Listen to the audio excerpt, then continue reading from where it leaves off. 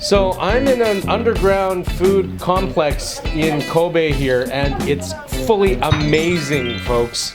I don't care if you want Chinese food, Japanese food, Vietnamese food, Western food, it's all here. Now, what a lot of people don't realize about Kobe is that it has had Western influence. Yes, Western influence. I'm talking USA, England, France, Germany, you name it. It's had Western influence for at least the last 100 years. And that means not only is the beef amazing, and I'll explain more about that later, but the cakes and pastries in this town are off the hook. I would dare say that, you know, if you're looking for a cake somewhere in Japan, this might be the best place anywhere, even compared to Tokyo. Nobody does cakes and pastries like Kobe does cakes and pastries. These guys take it seriously. I mean, they take it to the next level. And this is the town where I had I'm not even kidding, the best sweet potato I've ever had in my entire freaking life. Yeah, this place is really cute. We just found it now, and you know, the wife unit is saying she wants to eat this, so let's give it a try, folks. Now, this kind of dessert was actually invented in France at least 400 years ago and is called a Mont Blanc in French. But this Japanese version is made of Satsuma, which is a Japanese sweet potato. Now, according to the sign on the shop wall, the sweet potatoes are allowed to mature for 3 months, after which they reach number 50 on the Japanese sweetness scale, which, translated into North American measurement, is RFS. Really fucking sweet. These guys are a potato specialty shop, and they are proud of it, folks. Their logo literally is the Chinese character for potato made out of potatoes, with their name in hiragana underneath. And for those of you who can't read it, it says pippi. So the whole thing is potato pippi, or imo pippi if you want to read it the Japanese way. And no, I don't know what pippi means.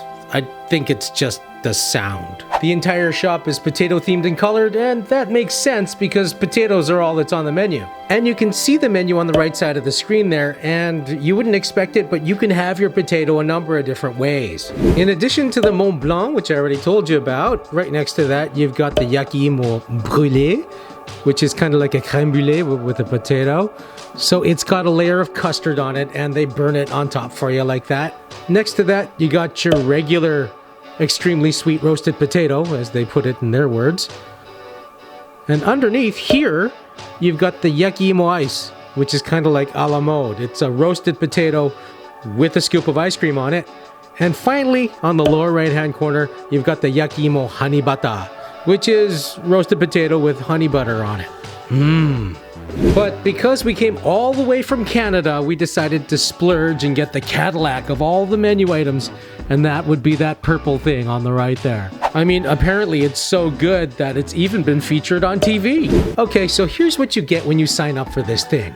On the very top, you've got a layer of extremely thin potato filaments, and under there, you've got some whipped cream. Under there, you've got a layer of high-density vanilla ice cream. And finally, on the bottom, you've got thinly cut roasted potato. These guys are so proud of the job they do, folks. They will build your dessert right in front of you, step by step, without hiding a single thing. Oh, look at all that potato-y goodness, folks. I want to chomp on it right now. Wow.